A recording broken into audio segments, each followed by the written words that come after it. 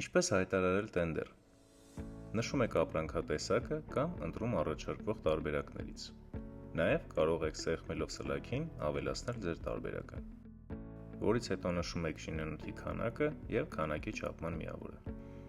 Հարկ եղած դեպքում հնարավոր է ավելացնել ապրանքատեսակ, սեղմելով ավելացնել շինանյութ կոճակին։ Ավելի մանրամասն բնութագրելու համար կարող եք սեղմել 3 կետերին և վերբեռնել ապրանքատեսակի նկար, թողնել նկարագրող նշումներ կամ ջնջել այն։ Այնուհետև ընտրում առաքում, բանվորական ուժ և վերելակի առկայություն։ Ընտրում եք հարկը և նշում առաքման հասցեն, որից հետո ընտրում եք առաքման ամսաթիվ, առաքման ժամանակահատված։ Անհրաժեշտության դեպքում կարող եք ավելացնել ընդհանուր նկարագիր և սեղմել հայտարարել կոճակին։ Հայտարարելուց հետո այն կարող եք տեսնել ակտիվ տենդերներ բաժնում։